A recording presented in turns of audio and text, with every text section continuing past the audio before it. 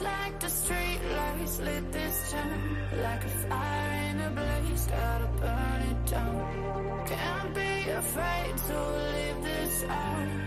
We got this far, don't know how. I see danger in your eyes. They know we'll burn down the night. Coming just like the sunrise. You know that we're gonna light it up. Tonight, we're gonna light it up. Tonight, we're gonna light it up. Just like the sunrise, we're gonna light it up.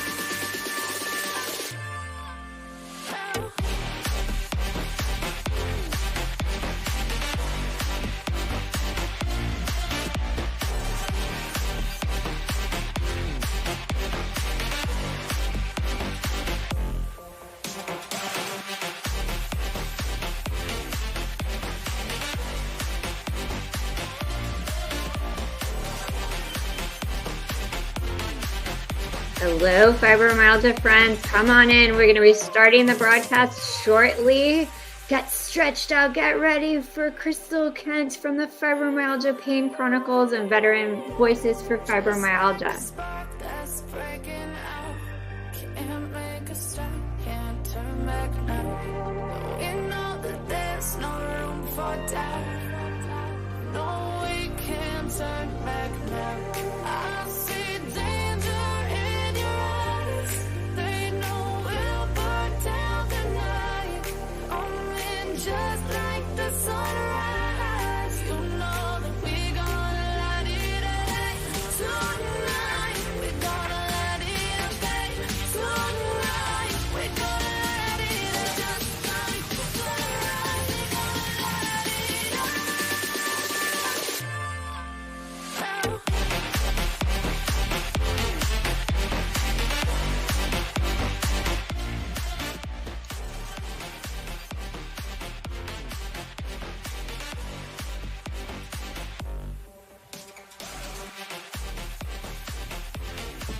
We're live. Okay, let me turn off the music. We've been jamming backstage. No, the music you've been picking today is just on point, like making me hype up. Well, we have to like dance around, get some stretches so our neck and our fascia doesn't build up, right? Because we've been doing this for so Yeah. long. So I think if we could, we would have a full-on dance party and even have our furry friends come on in for all of this. We're excited to get this next segment of the conference launched. And I know hopefully everybody is here familiar with Kristal, but we are excited to bring her to the stage at the Fibromyalgia Community Conference.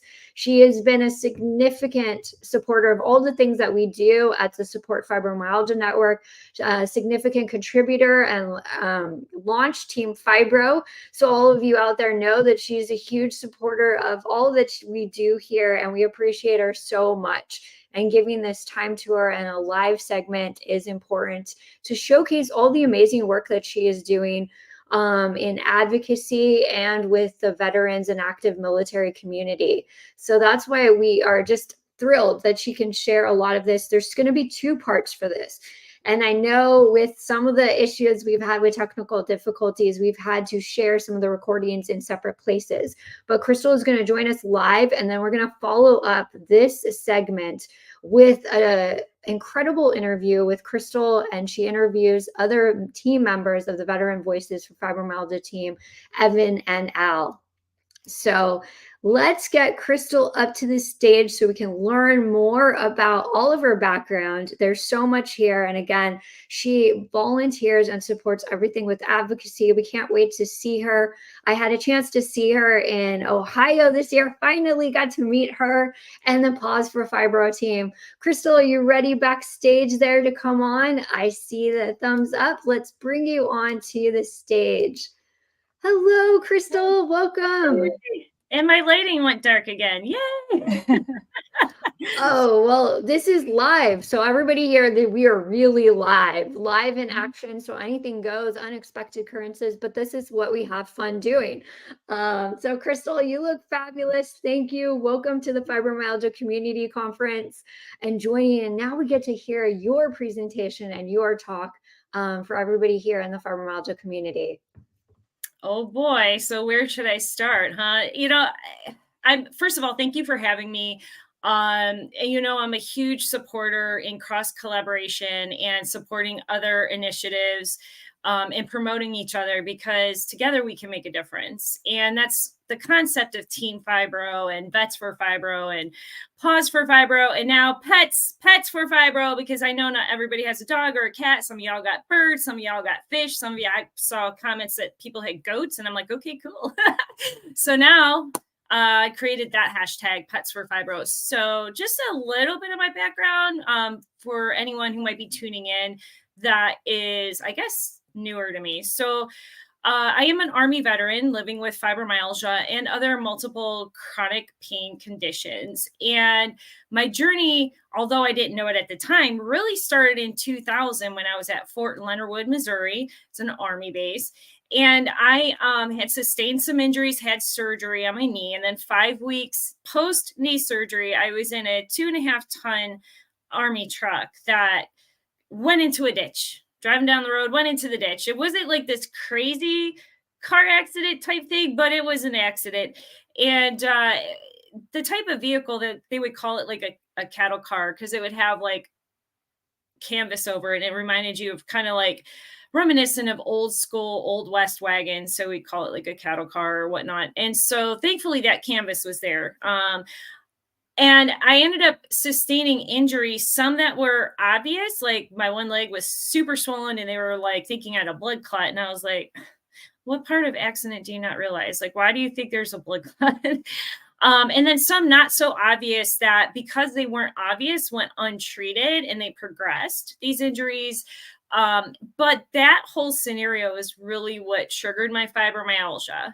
So what would happen is I would have these symptoms flare up kind of mildly at first, like going back 23 years. And then as time progressed, it got to the point where I started noticing differences in my ability to function. Like, specific years, like 2007 was a rough year, and like 2010, 2014, it got to the point where it wasn't until 2014 that I was officially diagnosed with fibromyalgia. And I was seen by a rheumatologist that specialized in fibromyalgia at the Cleveland Clinic, who moved out of state, unfortunately, a pain management specialist and a neurologist, all independent of each other, different healthcare systems. And they all surmised that not only did I have fibromyalgia, that the onset of my symptoms started literally the day of that accident, because I was having issues that didn't make sense with being in an accident. Like I was,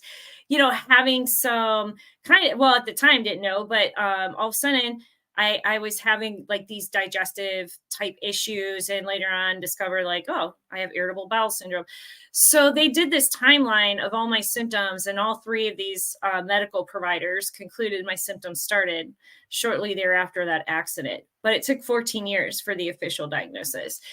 At the time, there wasn't much information out there on the internet about fibromyalgia when, they kind of just like handed me a trifold pamphlet and said, here's some information on fibromyalgia, and make sure you get your rest and sleep and eat healthy, and, you'll be fine. And I was like, well, no, I'm not fine. That's why I'm here. And I was like, okay, well, that's a problem.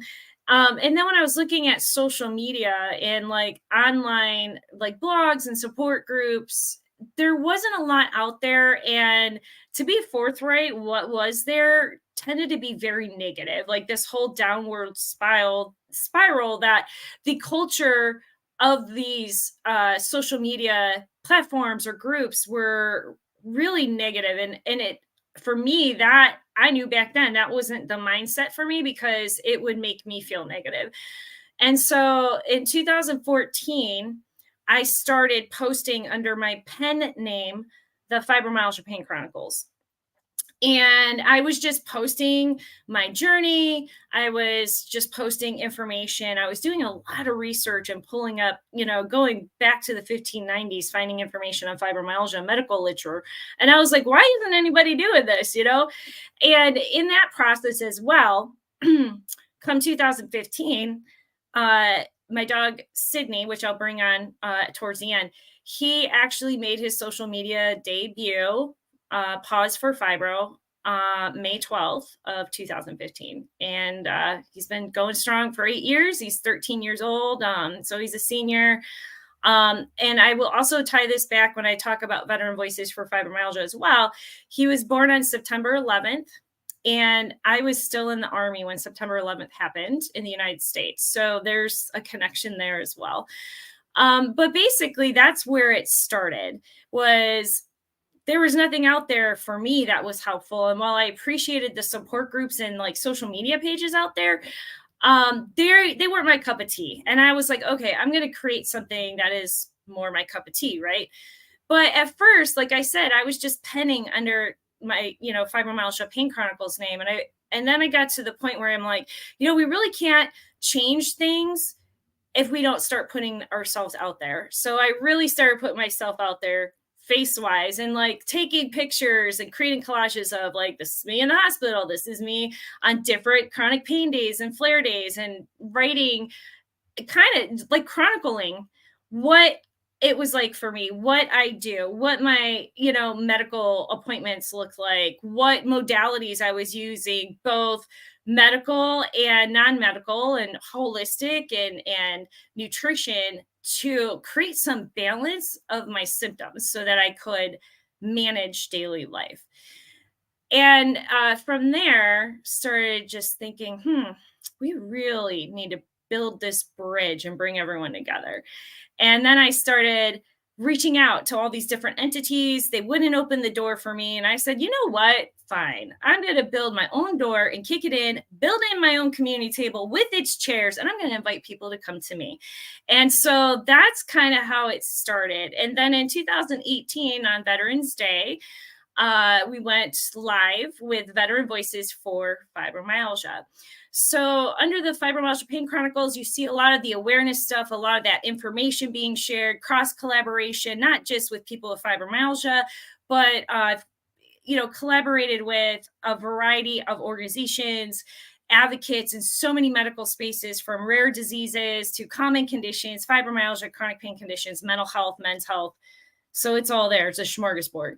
Veteran Voices for Fibromyalgia came to fruition because, again, this was a subgroup within our community, a subcommunity within our community that wasn't being represented. And I'm an Army veteran. And there is what seems like a higher rate of men in the military and veteran space with fibromyalgia. But keep in mind, there's only like 18.5 million veterans now, and only 1.8 are women. So it is going to seem like there's more men in this subgroup, but there was no one talking about us, no one including us. So I said, you know what, then I'm going to make it happen. And so I did. And it's been really great. And I just in the past 5 years, just to see everything that VVFF team members, team leaders, and Patriot supporters have been able to accomplish on behalf of the veteran, first responder, military, and the fibromyalgia community as a whole. I'm so proud of them and honored to know all of them. With Veteran Voices for Fibromyalgia, in the military, we like acronyms. So our acronym is CASE, which stands for Community Advocacy, Support, and Education. So building community, advocating, both on an individual, systems, legislative basis, supporting each other, finding the supports, putting resources together, and then education, which includes educating the veterans, educating the providers, educating the public. The other thing is, a lot of people think that Veteran Voices for Fibromyalgia only has information or resources or supports for veterans, first responders, and military members. That's not true. I want inclusivity and diversity, and acknowledge that there's a lot of people with fibromyalgia that have a friend, significant other, or family member who's been in the military, is currently serving, or a first responder. So they're a support system. They're an extended support system for us as well. So I will blog, create informational videos, have a resource page, and there's resources there, not just national resources in the United States, but for example, I have a list of international resources for mental health and support if someone is experiencing difficulties and suicidal ideation. There is chronic pain supports there for anyone, not just veterans, mental health, information and resources if you're experiencing financial hardship, low cost or free dental care resources. I still have to add a lot of resources. I'm working on it. It's just I'm only have so much time and so many energy pennies, but it is really for everyone. And also, in order to move us forward, we had to understand all the unique experiences, all the subgroups within our community experience, because what I experience is going to be completely different from what a man experiences, or a male veteran, or a person of color, or someone with fibromyalgia of the LGBTQ community. So we have to be inclusive and also have resources for everyone, because otherwise, we can't promote community and cross collaboration and support if I'm not doing it myself. So that is Veteran Voices for Fibromyalgia in a nutshell. Myself, I do spend a lot of time supporting veterans with strengthening their claims for PTSD, Gulf War illness, for those who are survivors of military sexual trauma, and chronic pain syndrome, and fibromyalgia. And so, yeah, that's where VVFF comes in. And Melissa, you've kind of, you've been supportive, and we've been cross collaborating on different veteran specific initiatives, and you have some insight too, as far as where we've been and where we're going. So is there anything, I don't know, did I miss or anything you want to highlight that? Well, we wanted to emphasize the need, as you mentioned, to represent different communities in the fibromyalgia community itself, because we don't hear as much from various voices. We encourage men with fibromyalgia to be a stronger voice and reach out to people like Kristal or myself so we can highlight more of you in upcoming workshops. But the veteran space, because there's so much to do and support and highlight more. That's why we wanted to give you a platform here and make sure it's included. And for that especially too, I do want to ask, what would be the best way for other people to incorporate veterans in their conferences, in their workshops? And because I can't emphasize enough how important it is to showcase what's happening. Yeah, honestly. So, I mean, obviously you could ask me to ask someone. We are a bit of a fickle community. We kind of like to stay in our space because we understand each other, but I'm trying to push them to do it too. And the interview with Evan and Al, we talk about that. And I even asked them, hey, 5 years ago, did you think you would be doing this today? The biggest thing is I think what happens a lot with the veteran military community is that with fibromyalgia is that they all assume that we go to the VA for healthcare, and that's actually not the case. I haven't looked up recent numbers, but I sat on a discussion panel late 2019 at the VA, and they were sharing how many veterans they served providing healthcare services. And at the time, we had 22 million veterans in 2019, and the VA nationally only served 8.92 million veterans. Okay. And then there's veterans such as myself, which I have coined hybrid healthcare, where we go to the VA for some medical things, and then for other things, we go to private healthcare. And then on top of that, there are times where the VA doesn't have the specialist, or it's a long wait, or it's a very unique situation, or a veteran lives really far from a VA healthcare facility and they outsource them to private care. So on top of that 9 million, there's a lot of us who are getting private health care, whether it's like me, hybrid, or we're being outsourced. And I've been outsourced for surgeries. and had those done in the private healthcare systems. And I think what happens, why people don't think about veterans, is they all assume that we're going to the VA, and that's far from the case. And it's very important to include them in those public roundtable discussions, because they have, a lot of doctors won't realize that the person they're treating is a veteran, unless the veteran says, I'm a veteran, or they were outsourced from the VA. And there's a lot of times that an approach like with a female veteran is going to be different than with a non-female veteran. And the other thing is, it's, really amplifying men's voices as a whole, just men in general, and men's health, and men with fibromyalgia and chronic pain, but even more so with the male veteran population, the first responder population, and military population, because they're even more closed mouth. So we have to understand that, hey, as support systems, as healthcare systems, we could be providing services to many veterans and not even realize it.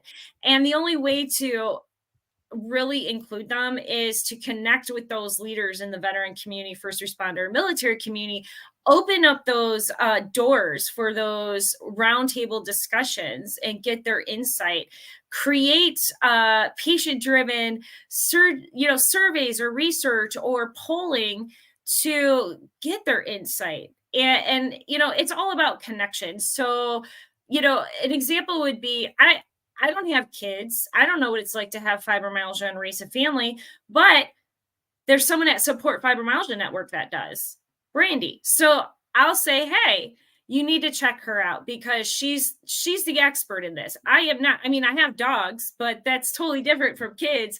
I am not responsible for another human being for the rest of their breathing existence with a chronic illness, So it's also understanding and tapping into those key leaders within our community that have that niche. So again, functional medicine. Melissa, you and I have done a collaborative informational video on that, and it still comes up, and I'll share it. But I'll also say, you know what, follow her, because while I know a lot of this stuff, she knows everything, So, and it's also recognizing that there's some things outside the scope of our knowledge, and being willing to defer people to other experts on the, area that they're seeking information on. We can't do everything. We don't know everything. And we have to be cognizant that there's other leaders out there that can help this person or this community. So.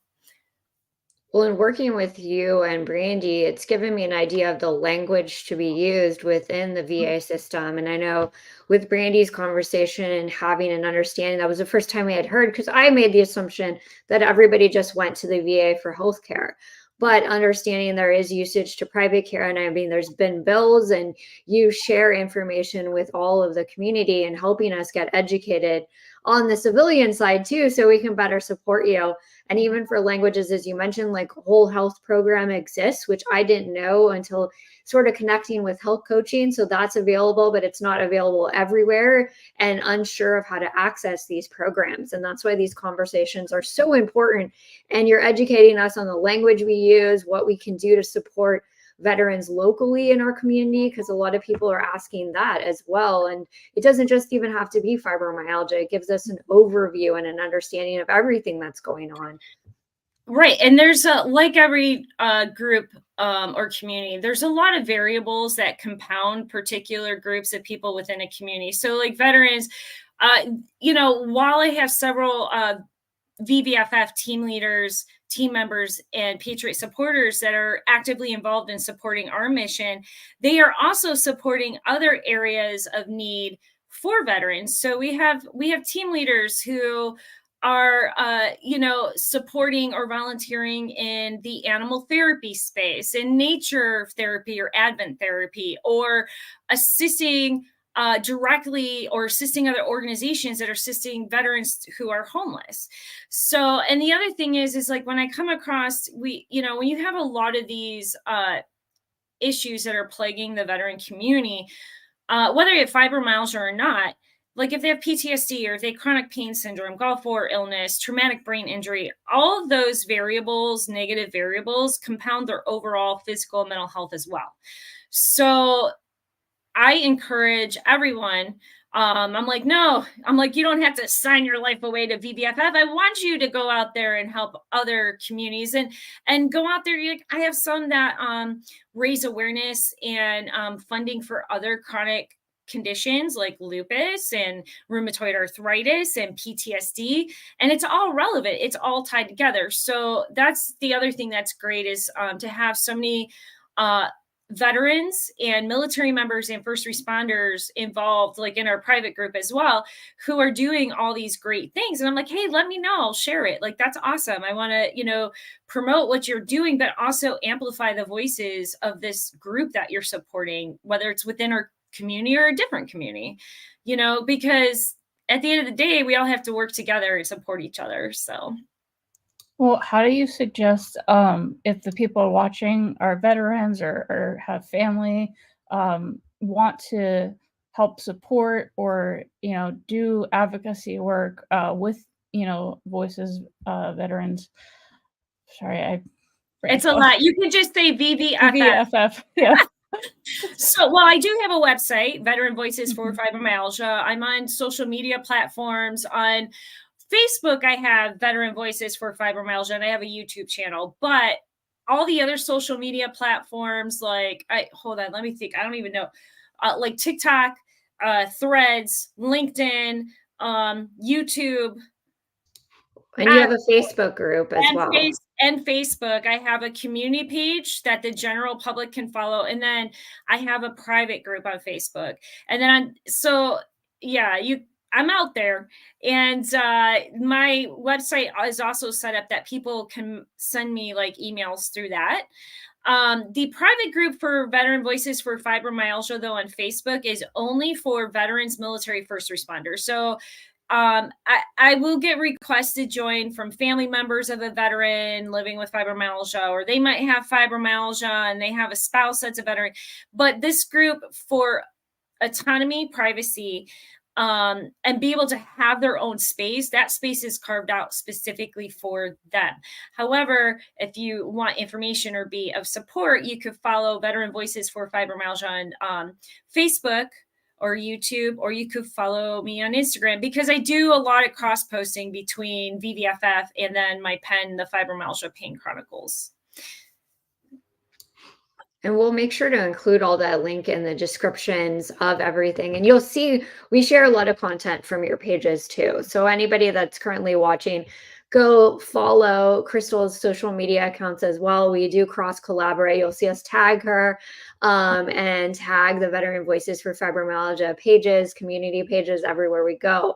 So be sure to do that, because it's important that we get this information out there. People need the education. They need to know that they're not alone in this community, and especially carrying a diagnosis of fibromyalgia, which is super confusing in itself. Being in these systems, it's challenging to navigate. Is there a question that sort of always comes up so you have a veteran that's found that they have fibromyalgia? What would be something like the first maybe way? Is it just getting in touch with Kristal? That's how we should advise people right away? Or is there something else? That is an opportunity or, a suggestion. But the other thing is really, they have to be willing to be open with their medical providers. We see a lot of also unique medical conditions that are in conjunction with fibromyalgia that the general public won't have. And one of them is Gulf War illness. And I'll see a lot of veterans with Gulf War illness, but then they're talking about symptoms that overlap fibromyalgia. And I'm like, have you ever heard or had this discussion with your medical provider? And 9 times out of 10, it's no. And I will then say, well, let's have that discussion and let us discuss and review ways that you can have this conversation with your provider in a proactive way. And this is going to kind of tie into, again, why we need to include, veterans who are experts in this area in these roundtable public discussions. Is last year, not this conference, not you guys. Last year, I was listening to another conference that was mostly fibromyalgia specific, but there was other things. And I was listening to someone who was not a doctor, not a veteran, and did not have a diagnosis of fibromyalgia, talking about veterans with Gulf War illness and fibromyalgia. And they really put out misinformation and outdated information. And I was like, I'm so upset, because here I am, and the one coordinator of this conference knows who I am and knows I'm a veteran. And I had already put out a blog and informational like messaging about research. After 3 decades of doing research on Gulf War illness, they found that the trigger for Gulf War illness is exposure to sarin gas, which is a nerve agent. So if you're exposed to it in high doses, you're going to die, right? So there's that. But our military and our veterans and even contracted DOD employees were exposed to sarin gas in certain regions of the Gulf area and some other areas in low levels. And in low levels, exposure of sarin gas, it can wreak havoc on your neurological system. So this is what the interesting thing is, though. A lot of people then are like, why don't all the veterans who were in the Gulf War or in the areas that found that there was sarin gas exposure have Gulf War illness? And what they found in this research after 3 decades is there's this genetic variation component in the individuals who were exposed to sarin gas who end up developing Gulf War illness. So this presenter did not know all this. And then on top of that, if a veteran or military service member develops Gulf War illness due to exposure, and then they develop fibromyalgia, both Congress and the VA determined that fibromyalgia is a service-connected secondary condition to Gulf War illness being caused by a nerve agent, and has neurological underlinings where we see once Gulf War illness is progressed, it starts exhibiting symptoms and issues similar to MS, like lesions on the brain. That's neurological, all neurological, because the sarin gas affects the nervous system. And then we see on the other side with fibromyalgia, we know it's a neurological condition, but lack of specific driven targeted research. We don't know what subtype it is as far as a neurological condition. So we don't know if it's a disorder. We don't know if it's a neurological autoimmune condition or if it's a neurological degenerative disease. But it's a very interesting component there where we know fibromyalgia has got a lot of neurological roots. And we know that sarin gas interferes and causes havoc on the neurological system. And then if you have Gulf War illness and you develop fibromyalgia, that's considered presumptive condition. And then you can get service connection, or basically for those who are not a veteran or military member, basically disability compensation for those 2 conditions. And so when I was listening to this conference, while it was well-meaning, the speaker, who is not a veteran, did not have fibromyalgia, did not do their own investigative research on Gulf War illness and fibromyalgia, had the one coordinator of that conference who knew me and knew I was in this space had brought me on, then I could have provided the correct information to the public. So everybody that tuned in, unfortunately, got misinformation. And this is why it's important to have, I'm not saying I'm an expert, I'm just saying in general, like when you're having these discussions or having a conference or a virtual symposium, you want to make sure that you're tapping into the expert in that area who's going to have the most up-to-date information. And I don't just mean fibromyalgia, Gulf War illness, or veterans. It does, if I'm going to, have someone on want to talk about lupus and the intersectionality between lupus and fibromyalgia, I'm going to have someone on that has been diagnosed with both lupus and fibromyalgia. I mean, because I can't speak to lupus. I know a lot about it. I know a lot of people with it,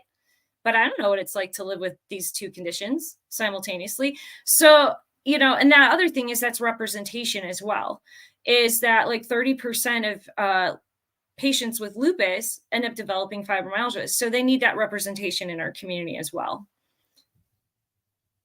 So this is I don't know if that really answered your question. It just was giving a tangible example of why it's important to tap into those leaders in certain communities, so that that they're bringing the most up-to-date information along with experiences of the condition from their unique perspective.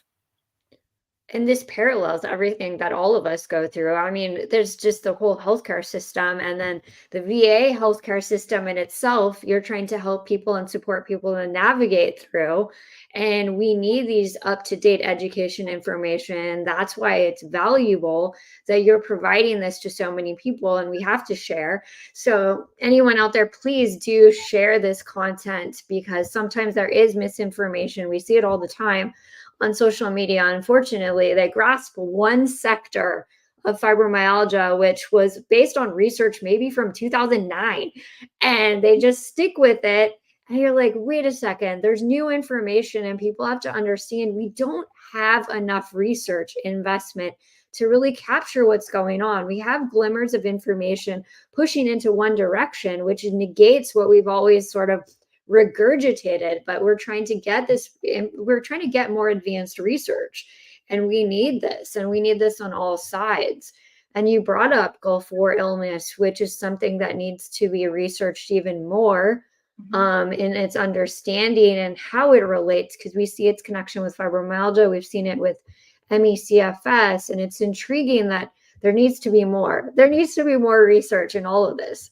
Well, and a lot of this is on my blog. I did a review of that research that was done over 3 decades on Gulf War illness. And then the interesting component where they found that not every veteran or military personnel is going to develop Gulf War illness because of this genetic biological variation in some people that served. And that's a very key point. And the other thing is, there are areas in the world that people serve that certain medical conditions that we see coexist with fibromyalgia are also considered presumptive, which is irritable bowel syndrome, chronic fatigue syndrome, a lot of other, like it'll say like digestive issues, reproductive issues. So that's the other thing too, is that a lot of veterans, I mean, I know I got a whole list. I mean, some of them are incorrect, because this is what's interesting when you have an invisible chronic illness, not just fibromyalgia, but a lot of illnesses, is that when we start this journey of trying to get the appropriate and a correct diagnosis, we end up picking up all these other diagnoses. And when we finally get the correct diagnosis, they don't put in our medical chart that this diagnosis is rolled out. So, and I literally have not looked, because it makes me mad, but it's been 1.5 years since I looked at my medical records as far as the active problems list. That's what they call it at the VA. They don't call it diagnosed medical conditions. They call it active problem list of all of your medical conditions. And then in private healthcare, you'll have a list of what your, current medical conditions are. But 1.5 years ago, I had 18 diagnosed medical conditions, but some of them are not correct. I was diagnosed with a medical condition or issue. And then it ended up being ruled out, and then finding out what the real medical issue was, because so many medical conditions that are invisible, we have overlapping symptoms. So it's like, chronic fatigue is a symptom of pretty much any medical condition. Let's just be honest there. I'm like, you have diabetes, you got chronic fatigue. You're dealing with arthritis or rheumatoid arthritis, you got chronic fatigue. You got so, and that's the whole thing, is we see a lot of the same symptoms in many medical conditions, and then what happens is they don't end up changing or updating your chart. So I just was like, oh well, according to this and all these diagnoses, I probably should be not walking around anymore, because that's a whole lot. But yeah, and that's another issue as well. And it's important, especially in the veteran side, is to advocate to get that changed, so that when they get a new provider, which is not uncommon. I've had 5 different primary care physicians assigned to me in the past 4 years at the VA. What they see is that current active problem list or current active medical list. And the new provider doesn't realize like, oh, this was rolled out. Or, and so it's not fair to the providers either in the VA or private sector when those lists aren't being updated, because you can't really provide a comprehensive treatment approach, or much less understanding fully if there's misdiagnoses that were eventually ruled out. And then they just look at you like, well, you're a hot mess. And it's like, well, yeah, according to my medical chart, yeah, I mean, I am, but I'm not as hot of a hot mess because I don't have 18 medical conditions. They just never took them off when they got the right one, diagnosed the right one. So yeah, that's always fun. Well, and it's hard there's so much that you contribute to the community in so many ways, and especially with advocacy, transferring there, because there is patient education, but an advocacy approach. And it's so important because I'm always calling Crystal. I know when I was doing my training with Dr. Walls and all the case studies were about her VA case studies, I learned about burn pits and the toxins exposures and things like that for overall health. So of course I reach out to Crystal to understand more, and there's advocacy for that. And then you've also introduced our community to Brian Talley. So in a legislative change. So there's just so much to do. We can't even combine it in an hour, Crystal, of everything that you've been working on, besides patient education, supporting veterans through the systems, and then the advocacy part. So let's dive into a little bit of the advocacy. I know, shout out to Brian Talley for the work that he did, and you introduced us to all of that as well. It's so funny because 8 minutes before we went live, he texted me, say, hey, listen to this podcast. Check out Brian Talley, and I'm going to bring him up again here in a second. Brian Talley today, Today with Talley podcast. And just real quick, so Brian Talley experienced major medical gross negligence through the VA. They kept misdiagnosing him with a back strain. And it turned out he had a staph eating infection that was eating away at his spine and then attacking his organs. Through that process, he drafted legislation, and I supported him and some other key people to get that brought into law, written into the law and getting it passed. But he was the driving force. I was really just the megaphone on social media and rallying the community to call their congressional representatives and senators like, you better say yes, vote yes, So yeah, I created this list of advocacy and awareness stuff. I'm going to go through it real quick. This is just 2023. And Melissa, when you told me, when you're like, we wanted you to, and I texted you, I was like, this is a long list. I didn't even realize. And to preface this, in January, I actually had more things I wanted to do, but I had a heart attack in January of 2023. So there's some things I either had to curtail down or put off till next year. So the first thing is the veteran documentary. I teamed up with Brain Dagger Production Studios, and one of the co-founders is a retired Navy veteran. And we were talking about invisible illnesses. Like, we connected on social media. This is why it's so important to network on social media. We connected through social media. And then we started going back and forth with discussion about how the misconceptions of invisible illnesses is like plaguing the veteran community. So then they were like, let's do a documentary. And I was like, okay. So in that process, I got to be an assistant director and co-producer and co-writer. And then I had asked Brian Talley, and also Anu Dada, who's a team leader for Veteran Voices for Fibromyalgia, to be interviewed about their experiences and some of the systemic issues and barriers they face living with invisible conditions. And then I was like, okay, I got to find a third veteran. They're like, oh, no, you're the third veteran. So I ended up being interviewed for it as well, which was never my intention. But this short little documentary, we decided that we cannot promote awareness if people have to pay for it, because then they're less likely. And we also understand that many people, not just veterans, are financially strapped, or they don't have the financial means to spend a couple bucks to watch a 15-minute video documentary. So it is free and available on YouTube at Brain Dagger Films. It's also under my community tab on YouTube, the Fibromyalgia Pain Chronicles. And I don't know, it just, good luck, I guess. It ended up getting picked up by a lot of film festivals and a couple of international film festivals, and it's garnered several awards, including two best short documentary or whatever. So yeah, and I thought, well, this is great. This is a new audience, a new genre of people that have never been exposed to this. So this promotes awareness, and then it helps increase our advocacy efforts in a good way.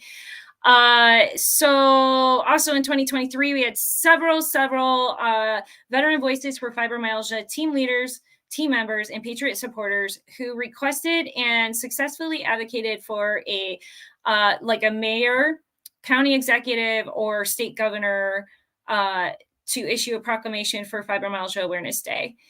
I'm so proud of my team. Go team. We also have team members who are of Veteran Voices for Fibromyalgia and team leaders in the state of California who are assisting several other veteran organizations who provide resources, support for veterans with mental health conditions and those who are homeless. And those efforts brought about congressional recognition for Veteran Voices for Fibromyalgia from Congresswoman Diaz-Bergen, 44th District, I believe.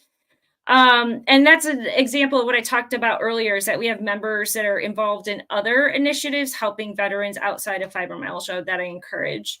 I became a member of the Social Good Veteran Council to provide just information, knowledge, and I guess mentorship and guidance on some of these veteran issues that a variety of organizations are tackling across the U.S.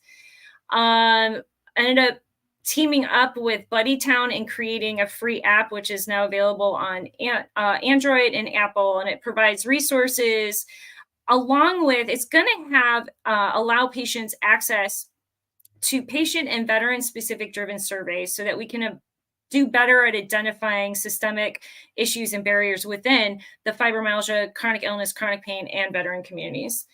I was asked and participated in some community veteran resource events hosted by my Congressman Miller. Fibromyalgia legislative advocacy with Support Fibro and Freddie J's and Danielle, like a lot. That's always fun every year. And well, you glazed over. Wait. The Congressman Miller, because that was huge. You got pictures and all of that too with the local area, and I hope being on the news is also on this list. I mean, I did say it briefly, but yeah, I mean, there was a lot of opportunities to expand awareness and share advocacy efforts and promote awareness and educate the general public in news media spotlights outside of our communities, such as like Canvas Rebel magazine, Bold Journey magazine, DD214 Chronicle, the Social Good magazine and podcast, Fox 8 News. Yeah. So, I mean, this is a long list. I don't even want to finish going through this because I feel a little bit egotistical right now. But it was one of those things I'm always like, oh, we didn't do that much. I didn't do that much. Or, we did some things with Veteran Voices. And I'm going through this list and I'm like, just guest speakers at different conferences. Melissa, you and I, and we will be closing this out and getting that information out before the next Fibromyalgia Legislative Advocacy Day. But for a year and a half, you and I ran a patient-driven survey to look at any incident rates that might be prevalent in the community of note of those in our community with fibromyalgia, and it runs in their families. So the Fibromyalgia Family Prevalence Patient-Driven Survey. Research survey. I took that survey. Yeah. Results coming soon, I promise. I just couldn't do both. I'm trying to talk and run at the same time. But we ran that survey. We ran that patient-driven research survey for a year and a half. So it's going to be integral in how we shape our advocacy for 2024 for Legislative Advocacy Day for Fibromyalgia. And that's the whole thing too. So like with the BuddyTown app, I was really passionate about making sure we had an easy way for patients and veterans to access like independent polling and research surveys. We did this. I also did an independent poll, which is going to be an issue that I'm going to be working on in 2024 because everyone thinks like, oh, it's got to be like, oh, the National Institutes of Health is hosting this patient-driven survey for fibromyalgia or chronic pain. No, we have so much power to collect the data and put it out there to educate the public, but also it strengthens our advocacy efforts and asks, especially when we're doing it on a state or federal level.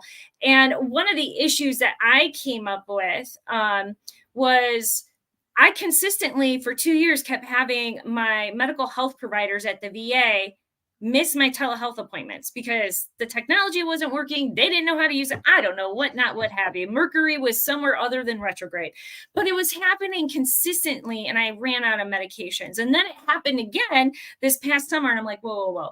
Now we're seeing a pattern. And I've heard, little conversations in the community, like, well, my provider didn't make it to my appointment, and now I'm like got to scramble to get my medication filled. So I ran an independent poll for 6 weeks, like mid-August through the end of September of 2023, of 518 veterans, and looking at if they were having issues with their providers providing them telehealth medical services. And the poll found, and I'm gonna give the numbers of the responses, but then I'm gonna talk about margin of error real quick. So one of the questions was, have you ever had a telehealth appointment scheduled with a VA provider that was canceled last minute due to technical issues, or the provider simply did not connect and provide you care via a scheduled telehealth appointment? 62% of the 518 veterans that responded to this poll said yes. 62%, that's more than half. Now let's take in a margin of error and say 12%. That brings it down to 50. Oh, 12%, you think there's more? Okay, 22%. That would bring it 40% of veterans not getting the care that they need through their scheduled telehealth medical appointments. That's not okay. 40% is not okay, even if you make that big of a margin of error. But 62 responded that this happened to them. 34% said no. And of course, I put in there because some veterans never had an appointment. So the 4% answered no, they never had a telehealth appointment scheduled. One of the other questions was, have you ever needed a medication refill or ran out of medications due to your Veteran Affairs medical provider at last minute, missed or canceled your in-person or telehealth appointment? Did you run out of medications is the main thing there. 52% responded that they needed med refills and they ran out because their provider did not keep their appointment or did not connect to telehealth. And then the other question was, yes, I needed refills on my medications, but I was still able to get the refill before running out of medicine. 27% responded to that. So overall, we're looking at 79% of veterans who responded to this poll said they needed a refill. 27% were able to circumvent that and get the medication they need, while 52% were not able to, including myself. And that's what drove this initiative. And this is why I say your experiences and your story is important, because you can identify what happens to you is happening to someone else. I'm not the type of person to sit back and be like, that sucks, I'm so mad and blah, blah, blah, blah, blah. I'm like, I solved the issue. Even though I ran out of meds, I still solved it. But if it's happening to me, it's happening to someone else. And for me, my medication wasn't for something, it wasn't life-threatening if I didn't have it. But I'm sitting there like, if this happened to me, what if it was a veteran that needed medication for diabetes or for a heart condition or for cancer or for mental health, and they're already struggling with PTSD and stuff? So that's when I say, okay, if this happened to me, here's my experience. I'm sharing it. I'm going to promote awareness on this issue. And we're going to start advocating that this gets researched and investigated starting in 2024. And I've already had this conversation with some congressional representatives, both in the state of Ohio, but also those who are veterans and a couple of senators as well, and putting this on their radar because I was telling them my story. And then I did the poll. So, those are a snapshot of some things that I've been working on. And this ties into why our own patient-driven surveys and polls are just as important as the ones that are done at the CDC or National Institutes of Health. Everything you have been sharing is so informative. Everything that you do is just so helpful for just the community in general. I wanted to ask you, if someone, because like you sharing your story, like you were saying that you first were like hidden and then you decided, no, I need to show my face. And I feel like that is how so many people feel about things. Like I know I felt that way. How do you, like, what advice would you give someone? Just do it. Be like Nike. Here's the thing. Make sure you have a solid base of friends and supporters around you, because there are going to be times that you're going to get some clapback. I mean, Melissa knows. I'll be like, yeah, I got this person trolling me today. This morning I had 2 trolls, but I have things set up on my pages where I have keywords that if someone uses certain words or certain language, or they put links on my page, that's automatically going to hide the comment. and I can review it to determine if I'm going to let it post or not. So only myself and the poster, and I have gotten some pretty interesting, colorful things, and that's just the nature of the beast. But like I said, there's protocols and tools in place on social media where you can circumvent that, where you can monitor it and it's not being seen by the general public. But it is scary. You're gonna have people that you thought were part of your team not understand. You talk about fibromyalgia too much. You're too adversarial about veteran issues. And I'm like, but this is my life. Like, people are dying. So I'm sorry if you feel I'm too much. I don't care. I love being too much. I'm going to be supersized too much, because that is what is going to change things and get the ball rolling. It is scary. And that's also why you need to connect, especially if you're newly doing this, like newly involved, newly minted advocate. Connect to those who have a strong hold on this and have been doing it for a while, because you will need that. But it is scary, but it's needed, because putting your face out there humanizes any issue. I can hide behind a screen with a pretty graphic instead of my picture, and I will resonate with people.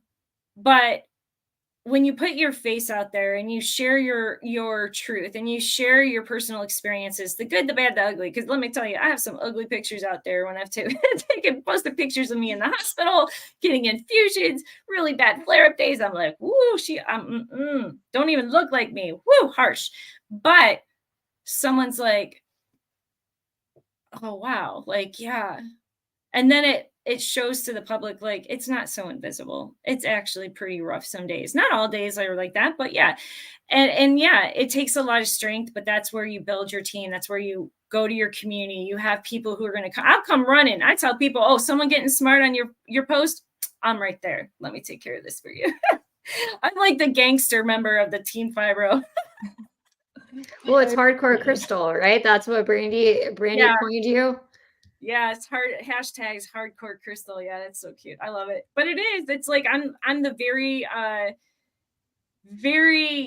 no nonsense type of person when I need to be, but I am very caring and compassionate and soft as well. So I don't know. I'm not everybody's cup of tea, which is fine, because I prefer coffee anyway. So that's awesome. Well, she let me into her house, so she trusted me enough. Well, thank you. Well, yeah, everybody is like laughing. So with the comments with hardcore Kristal and just seeing some of the images, there's so much here. I know this is not going to be the end, everybody. If you're already subscribed to the channel or following the page, you'll know that Kristal will be back for more information. Kristal, I know that the interview with Evan and Al is premiering on YouTube right now. Is there anything that we need to transition over that you'd like to say besides shout out to Evan and Al and thank you so much for doing that video? If you were going to share, if you were like, which one of these should I share with my friends and family or my social media platforms, I want you to share the one with Al and Evan, so that we can really practice what we preach and promote and amplify the voices of men living with fibromyalgia and veterans living with fibromyalgia. And those two gentlemen, especially Al's, he's like, I'm like the little sister he never really wanted, to be honest with you. He does a lot of behind the scenes stuff. And we talk about that a little bit in that discussion panel. But yeah, they're phenomenal. And I'm just honored that they have the trust and faith in me too. I mean, I basically, metaphorically speaking, I basically built the ship, but they're all steering it and keeping it afloat. That's it. Well, I can't wait to watch. And like she said, please share it out. It's an important interview, an important resource for everyone. If you saw me jump, I accidentally had the window open earlier. That's her, like, it's premiering. We're going to jump over there and do, look who it is. Sydney, the superhero. He was the very first Pause for Fibro 2015, but he's wearing up his patriotic bandana because Sydney was born on September 11th. I was still serving in the military September 11th. I ended up getting him in he was born September 11th, 2010. I ended up getting him November of 2010. On November 10th, which is the Marine Corps birthday, I had to get my gallbladder taken out because fibromyalgia was interfering with my gallbladder and it was causing problems. I had to get that taken out. And then there's Veterans Day, November 11th. And then a couple of days later, I saw Sydney, and my mom was like, I have to have him. I don't know what it is. I have to have him. And she's like, are you sure you want to spend the money? I was like, we shouldn't be debating how much it's going to cost me. We should be debating what his name is going to be. So that is the story of Sydney. He was the first Pause for Fibro pet to start promoting fibromyalgia awareness on social media. He also attends every year since I've had him, we attend a September 11th memorial event, and he's also gone to veteran-specific events and resources and has provided a lot of people. Everybody loves Cody because he's funny. And Sydney, he's the love bug and the one of kindness and compassion, and he's provided a lot of care and support to veterans over the years. So he's the original. He's the original G or original D. Like, he's the OG of the Pause for Fibro, but Cody is taking over presidency here. So, well, Cody he thinks he should be everything. So that's just Cody. He's egotistical. But hey, it's all we put Sydney as the treasurer, so handing the bills and the financials right there. So he knows what's up. He does. He manages the Tritos and money well. I know we had to negotiate quite a bit for some treats and stuff because toilet paper isn't going to work. So, and all the fun. Yeah, Cody's demanding more. So, but, just to wrap up, while Sydney is kind of the starter in all the Pause for Fibro, tomorrow you're going to see many more when we go on tomorrow, including our newest little member. And by little, I mean little, a little furball. Oh, cute. Like, Kristal just understands hashtag, so she just makes hashtag magic. So the Pause for Fibro crew will be back with Kristal tomorrow. And everybody, we love our Pause for Fibro crew. Everybody out there, please tune in. So we're going to jump over to the Evan and Al interview with Kristal, and we're going to be live chatting in there. Thank you again so much for Kristal joining us tonight. We appreciate you. Thank you. Thank you so much. Bye. Bye.